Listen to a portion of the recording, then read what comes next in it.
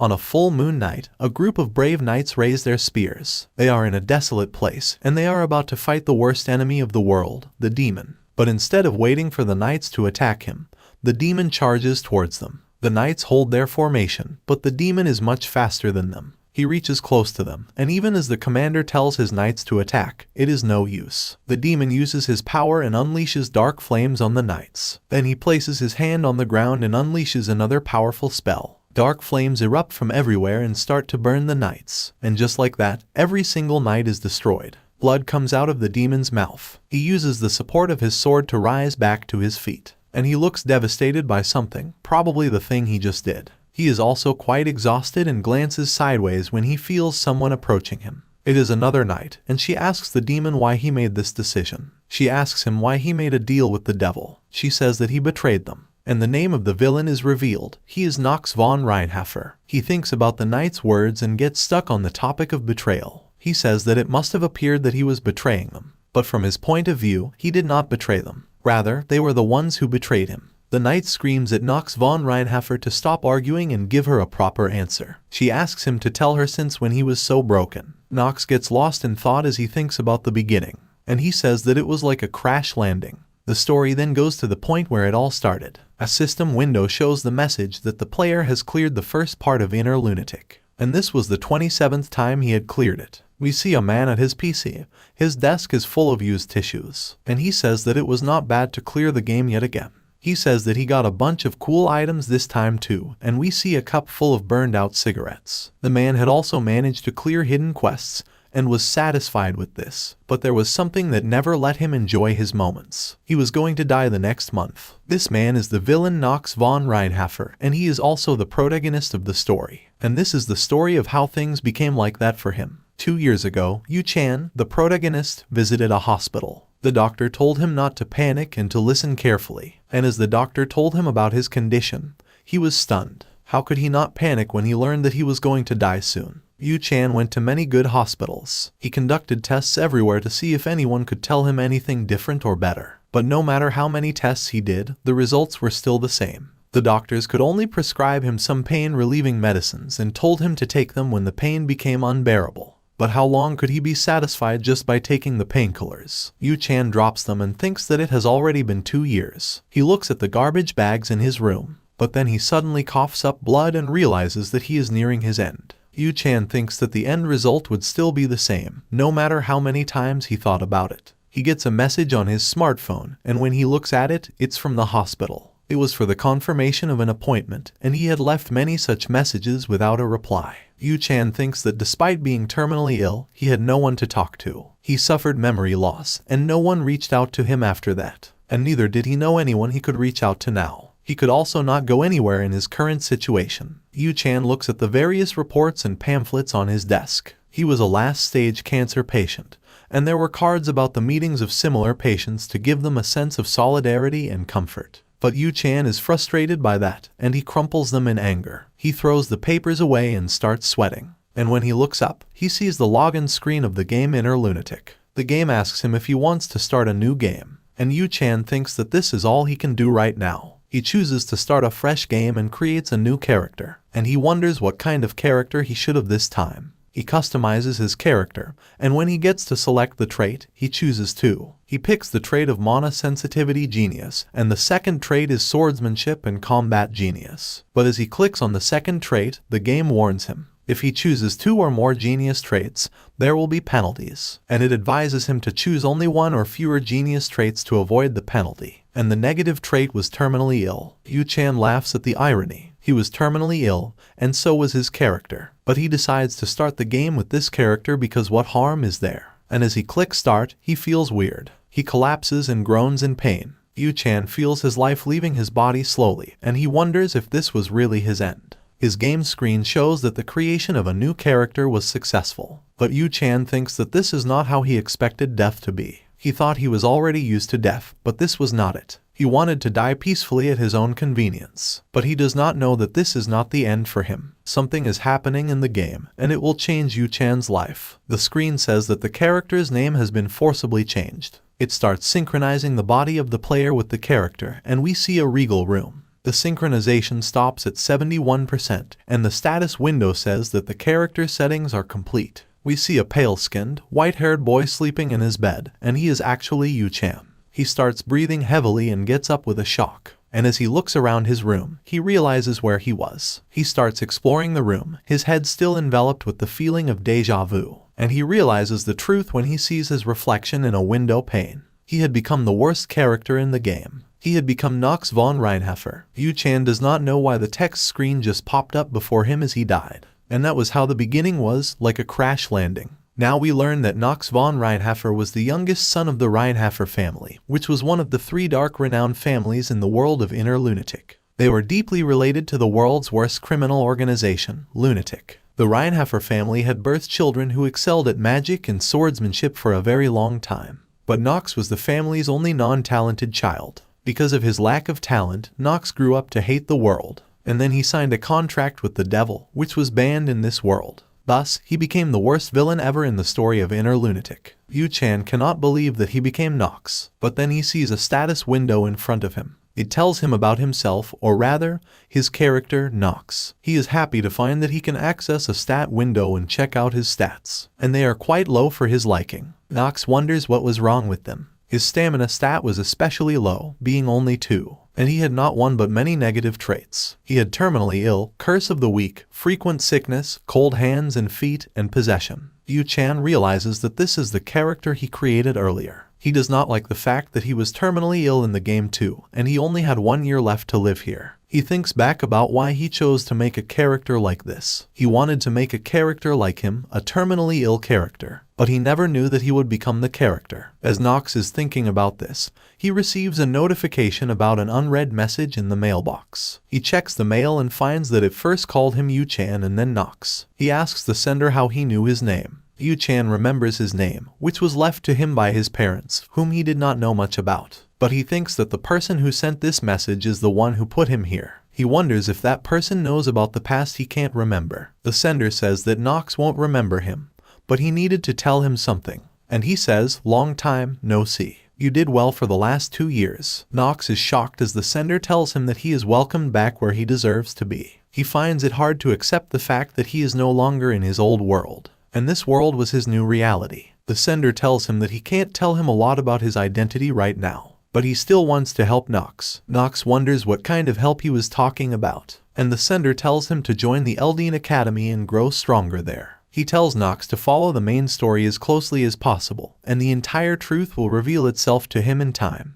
The message disappears, and Nox is shocked that this is all. He tries to sort out his thoughts. He has been born as the final boss of the game Inner Lunatic, but he has his doubts about following the main story. No matter what he does, the main story will end with his death. And the second important thing is that even if the game has become his reality, he cannot give up on finding his lost memories. Nox is determined now. No matter what, he will follow the main story, and along with the lost memories, he will figure out why he was here, and then he will survive, even though he is the main villain. And for that reason, Nox is willing to become a true villain. Nox thinks about something and then smiles to himself. Not much had changed since his old life. He was diagnosed with terminal cancer 2 years ago, before he lost his memory. Any moment could be his last, and he lived in constant fear of death. It was the same now, only the setting had changed. But that was for the better, as this was the world he knew best. Nox asks the system about the date and learns that it was February 4th, 1812. He realizes that he does not have much time.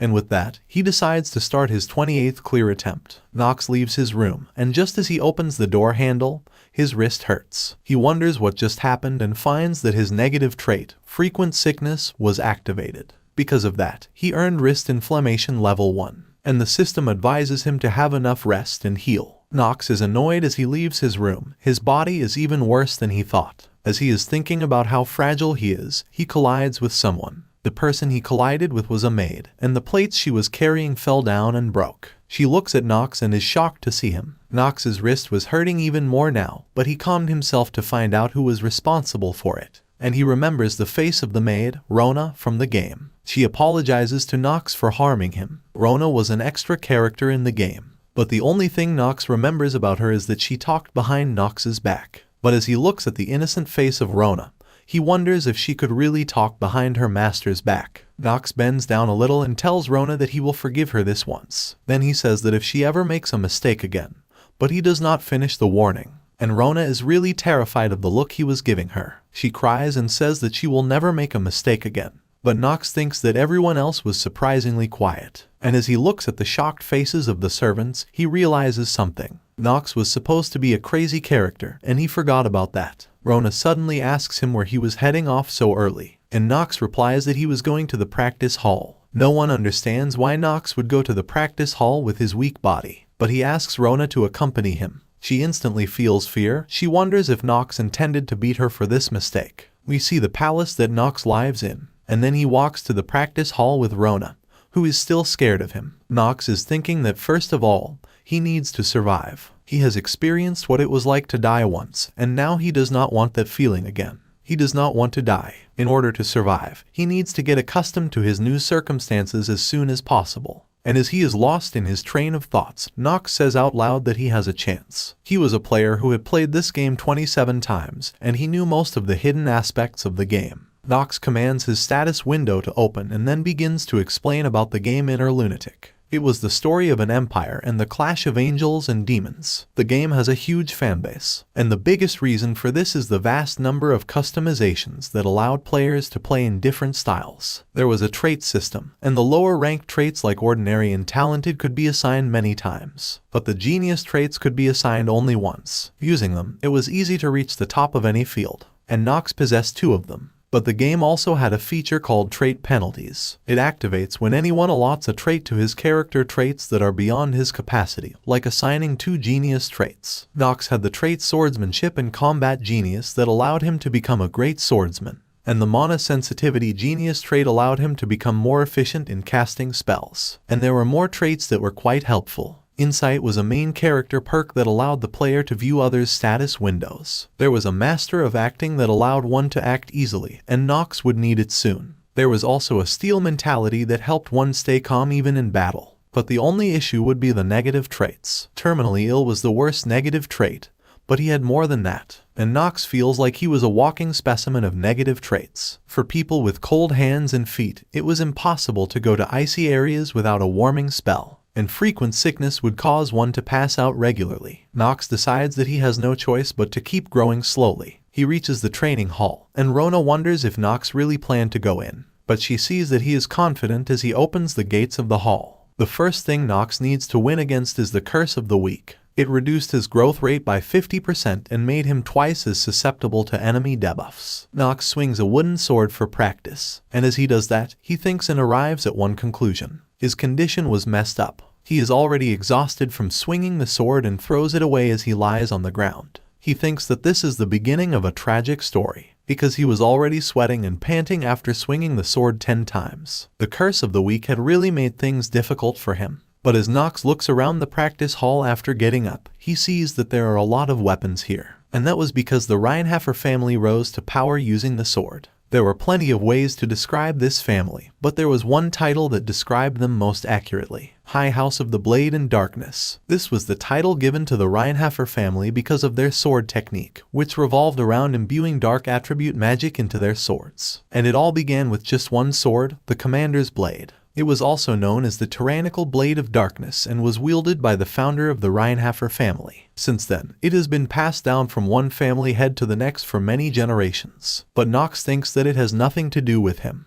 There were many benefits he got from being the son of a high noble, and the most important thing was money. And Nox thinks that money is really the best thing. The Reinhafer family is one of the greatest noble families in the world, and they are insanely rich. Even the useless youngest son of the family can spend his entire life in luxury without doing anything. Nox thinks that his father in this story, Theo von Reinhafer, would not care about how he spent that money, and the character of Nox in the game was not noticeable to his family during the early days. There was a clear archetype he followed, the useless young son of a noble family. As Nox gets up, he decides to use all the money he has, but his knees are buckling and shaking from the exercise he just did. Nox had asked Rona to do something for him, and he would need her to succeed for his plan to work. A few minutes earlier, Nox and Rona were alone in the practice hall. She had set up all the things he would need to train. but she still could not believe that he really wanted to exercise. Nox says that nobody was around and calls Rona to come closer to him. She is afraid and overreacts, thinking that Nox will beat her, but he pulls her ear and then whispers something in it. And Rona is even more dramatic in reacting to the instructions he just gave her. She tells Nox that all the ideas he just told her were garbage, but Nox tells her to stop complaining and figure the rest out herself. She leaves to carry out the task Nox wanted her to do,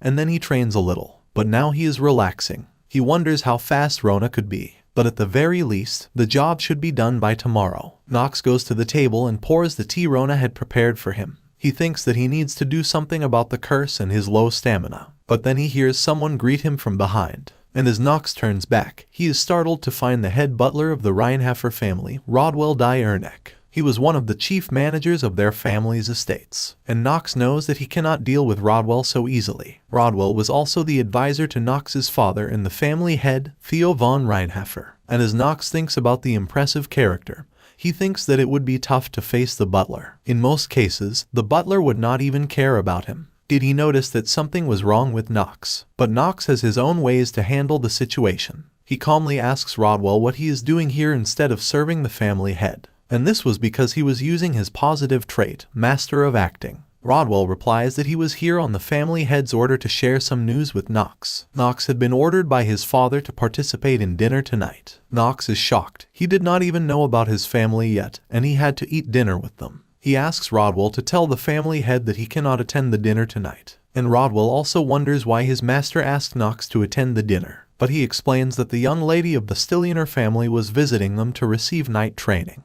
The dinner was to welcome her, and if Nox did not attend it, Theo would be angry. Nox sighs and says that he understands, and Rodwell notices something strange in his behavior. But this was not the first thing he noticed that was different. He tells Nox that he was behaving oddly today. Nox asks what he meant, and Rodwell replies that he had never picked up a blade before. Yet he was in the practice hall on his own today, and he wants to learn the reason behind that decision. Nox tells Rodwell one thing very clearly. He says that the butler should not attempt to overstep his duties. Whatever Nox may do, and for whatever reason, it was none of his concern. Rodwell immediately apologizes and watches Nox leave for his room. He wonders if Nox noticed something, but in any case, he needs to report it to the family head. Nox is out of the practice hall now, and he has not gone too far away from it. Instead, he is only near the door. He is panting, and his heart is beating rapidly because of what he just did. Even though he was using a trait to help him act, it was tough. He never thought an event like this would happen so soon. And he wonders what would happen if the negative trait possession had activated instead.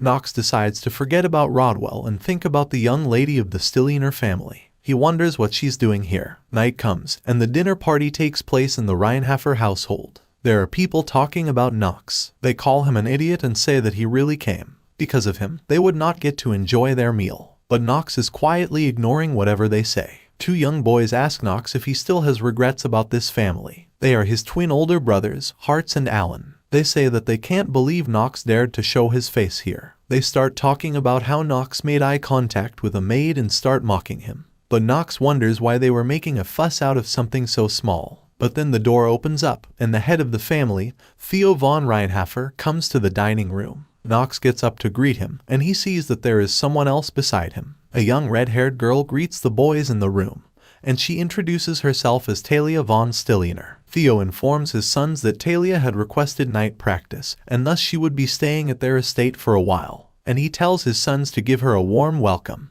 But as Nox looks at the girl, he knows her fate. She was Talia, the hero of the game Inner Lunatic. And she was the character that would stop the villain of the game, Nox. She will be the one who eventually takes his life in this world. Theo looks at Nox and remarks that even he decided to make an appearance this time. And as Nox tries to avoid his gaze, he piques the interest of Talia. But then Theo says that they should go ahead and eat now. They start eating, and Nox finds the twins looking at him and smiling. They talk to their father and say that it is time to make a decision now. Who will be the next person to join the Eldine Academy? Nox's attention is grabbed by the question, and Theo also starts thinking about it. It was about time that he made this decision. Nox knows all about Eldine Academy. It was the most important location in Inner Lunatic. The students of the Academy face all kinds of situations and fight demons in the Academy, and that was the main story of the game. Nox thinks that he needs to join the Academy. This would help him carry on with the main storyline of the game, and he would also be able to gather allies there. Theo speaks about the rules of the Eldine Academy. It allowed only 3 individuals from each family to attend. That was done to limit the influence of nobles, and Theo has already used 2 of those chances for his first and second sons. The Reinhafer family now has only 1 ticket to the academy, and Nox thinks that before he can do anything at the academy, he has to do whatever it takes to secure the ticket. Theo says that he will follow the family's tradition to decide who gets the ticket, and Nox replies that their father was thinking of making the brothers fight against each other. Theo is surprised that Nox was the first one to react. He says that Nox was correct. A fight will be held 1 month from now, and the next attendee to the academy will be decided by a duel. The twins tell Nox to stop saying things that would instantly embarrass him. After all, a weak idiot like him who had never wielded a sword could never defeat them. But Nox does not get angry at their taunts. He just tells them to talk like that after they have won the duel. His brothers, on the other hand, fall for his taunt. They lash out at him, asking if he really thought he could win against them. Nox thinks that this duel was just another trial he needed to overcome to get the entrance ticket, and he has no intention of getting fired up by the words of his brothers. He looks into his drink and says that he will be the one to join the Eldine Academy. Theo is shocked to see Nox make such a bold statement, but his twin brothers are really irritated. But someone else has started to take an interest in Nox too. Kalia smiles and says that the young master has some confidence, and as she smiles at him, Nox is freaking out. But thanks to his master of acting trait, he manages to keep a straight face. He thinks he just got the attention of the last person he wanted. After the dinner, Rodwell presents his reports about Nox's changed behavior to Theo, and Theo says that he also noticed that himself. If he had not witnessed the events at the dinner table, he would not have believed Rodwell, and he wonders what caused that change. Theo is concerned that Nox may have been possessed by a demon, but right now he has his attention, and he tells Rodwell to keep an eye on Nox from now on. The next day, Nox is running in his courtyard, and the servants are surprised to see him exercising again. They are talking about the duel in 1 month and assume that Nox was preparing for that, but they don't understand why he was only practicing running. Nox can hear everything the maids say, even though they are quite far away. He keeps on running, and the status window tells him that his stamina stat has increased by 0.1. Nox is disappointed to learn that he grew only by a small amount, and he was running because his biggest problem was his low stamina. The condition to use his trait swordsmanship and combat genius was to have at least 4 stamina, and unless someone was as weak as Nox, they could use it right away. But he was not only weak, he was also cursed, and because of that, it will take him 1 month to increase his stamina by 1.9 to reach the desired stamina. The curse of the weak halved his progress, and that is why he was able to increase his stamina by only 0.1 even after running for a long period of time.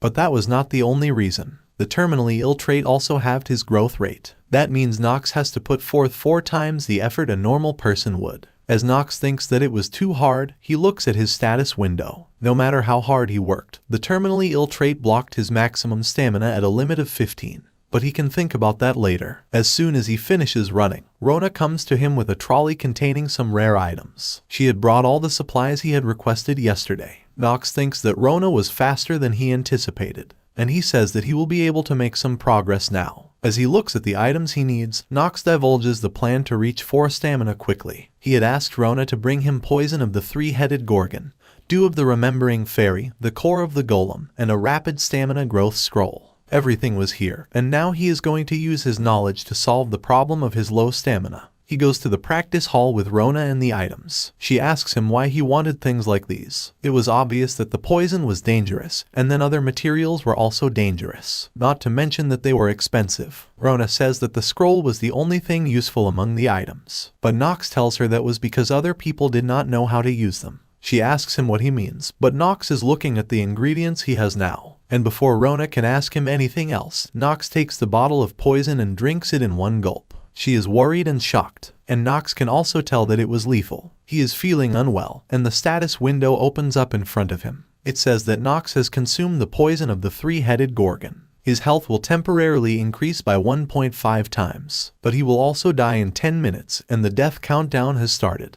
Nox stumbles and takes the support of the trolley. Rona says that she will immediately inform the head butler, but he stops her. He takes the core of the golem and takes a bite, and Rona is yet again shocked because the core is not edible. It also had negative effects, and the system tells Nox that he will be slowly petrified now. But then it tells him that a hidden piece has been activated. The poison of the 3-headed Gorgon was reacting with the core of the golem, And this was what Nox had planned all along. The core of a golem was originally used to petrify people or increase their defenses quickly, or it could be used to create artificial golems. But when used with the poison of the three-headed gorgon, it produced a special result. And that's what's happening with Nox right now. Because of the special effect, the poison in his body was being diluted. And the biggest thing, the negative trait curse of the week had disappeared. And Nox is happy now. He has finally achieved his first goal. Rona is still panicking that Nox might die, but he is planning to take it one step further. As Rona asks him if he is okay, Nox starts unbuttoning his shirt and she screams. Her face becomes red with embarrassment, but she still looks at Nox,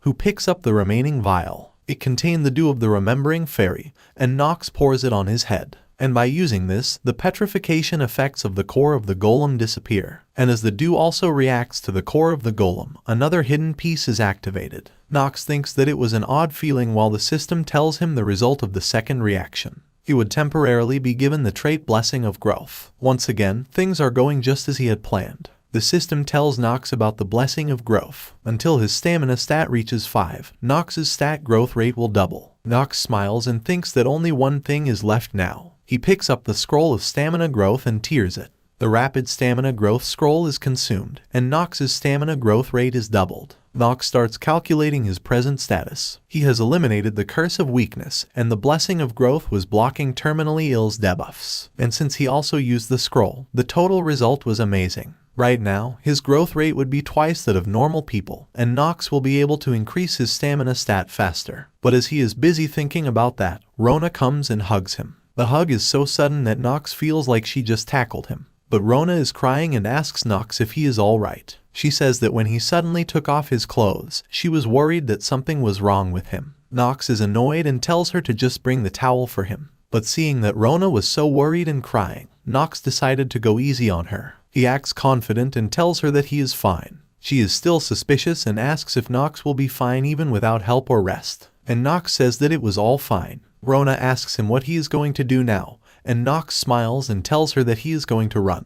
And then he goes to the courtyard again. Even with the sun shining brightly, Nox is running to increase his stamina. And behind him is Rona, who is carrying a towel while matching Nox's stride. Meanwhile, someone else is watching them from outside the gates. And that person is Talia, who wonders why someone as weak as Nox accepted the challenge to fight against his brothers. As she pouts and stares at Nox, her maid Emma tells her not to stare at the youngest son of the Reinhafer family like that. Emma is about to lecture Talia about her actions being rude, but she does not care. She says that Nox did not even wield a sword, all he did was run. And even when other knights offered to teach him, he declined their offers. There was a month until the duel, and she is sure that he will get beaten by his brothers at this rate. She is not sure what was happening, and she does not understand why she was so bothered by this. But since she is bothered, she says that she can't let things stand like this. Talia decides to go ahead and help Nox. She enters the courtyard where Nox is resting now, and Rona is on the ground. She introduces herself to Nox, and he is flustered that she came looking for him. He gets up and asks her what she wants. As for her name, he had already heard it. Talia is shocked and wonders why Nox is behaving so rudely. And she thinks that he must have been too surprised by her beauty to say something nice. And she is sure of it. Talia asks Nox if he is sure that he can beat his brothers. Did he take the challenge because he was confident in his abilities? She asks him if he thinks he has any chance just by running around like this, and even Rona agrees. Talia tells Nox that if he asks, she will help him. But Nox coldly tells her that he refuses her offer, and he tells her to get lost. Talia is shocked and flustered. She asks him how dare he treat her so rudely when she was offering to help him. And Rona is the one who panics upon seeing this. If Nox acted like this,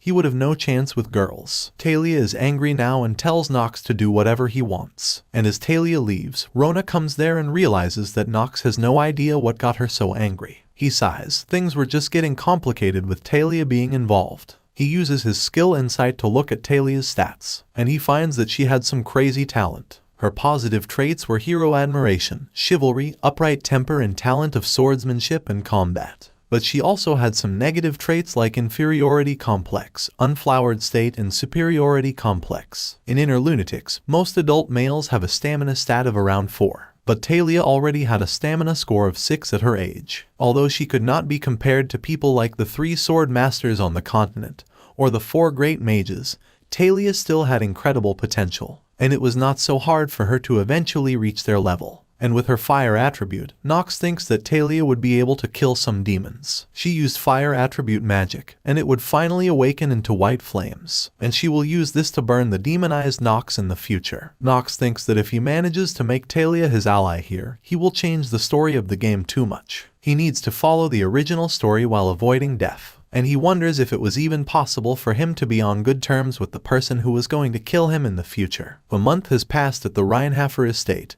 and we see Talia walking around the house. But she gets sad out of nowhere as she remembers her time training here. Everyone here complimented her talent and said that she was a quick learner. They called her the talent of the Stilliner family, and that was what made her feel bad. In her eyes, there was someone else who was the talented one in her family. Talia remembers a duel with her sister. She lost the duel and her blade snapped, and her sister looked down on her after the duel ended. As Talia thinks about her sister, she grips her sword hard. She is gloomy and wonders if she can really become a knight. In this world, a knight must never be consumed by greed and always remain frugal. A knight should sacrifice himself for the greater good. And on top of that, one needs to learn the way of the sword in the proper form to become a proper knight. And as she is thinking about her situation, Talia's mind wonders about Nox. She wonders if he will be able to beat his brothers. His brothers had been training for many years, and all he did was run. And Talia concludes that it was not possible for Nox to win. The next day, the day of the duel, finally arrived.